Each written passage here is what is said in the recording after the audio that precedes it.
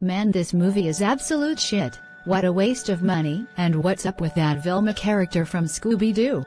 At least Velma from Scooby-Doo is likable, unlike this monotone weirdo.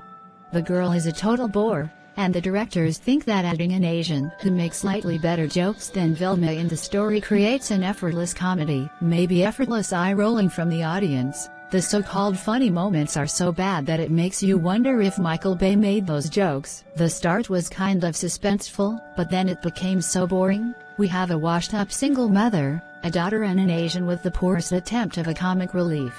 Velma doesn't believe in ghosts. While her grandfather was a ghostbuster, there are records of ghost hunting, yet this idiot is supposed to be the brains of the gang. More like brain dead. This chick operates like a robot. Even the stiff and monotone Terminator has more sass. The build-up was so rushed, like they needed to gather multiple people in order to have the new Ghostbuster team instead of being paranormal investigators who happen to know each other from college. It's way better if they know each other from the beginning, but become a close friends group after the ghost hunting team work. Why would anyone come with some random dude who happens to be your teacher, or hang out with some kid you never met before?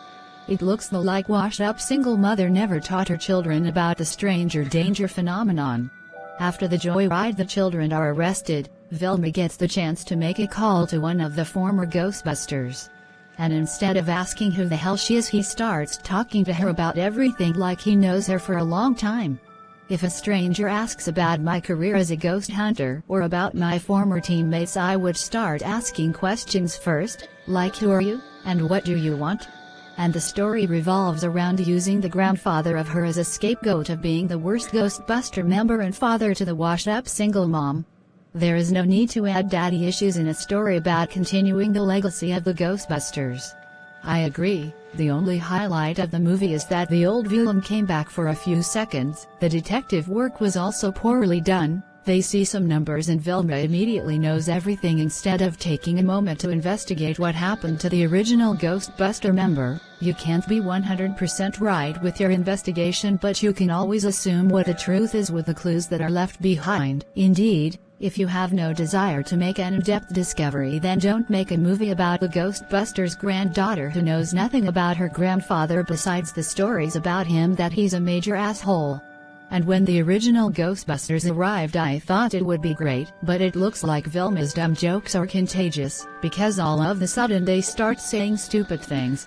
Instead of giving the villain everything they have, they are wasting time talking to her and wondering if she remembers them. It would have been better if they just said, "Hey bitch, remember us?"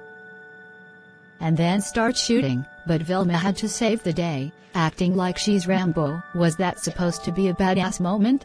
More like a Thanos was right moment. Stupid movies like this makes me wish that there is no such thing as humanity. And the final battle was stupid. You had to sit through all the boring scenes. And when it's supposed to be good, we get such a lousy ending.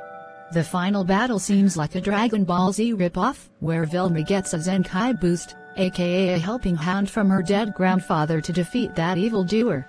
The movie brought nothing unique or worth remembering in the Ghostbusters franchise.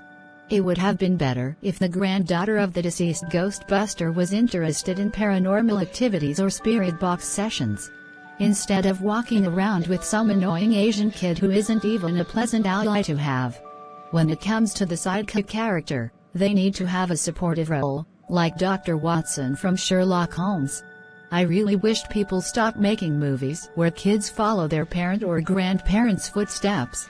They usually make a terrible movie out of it. So with other words, this movie is shit.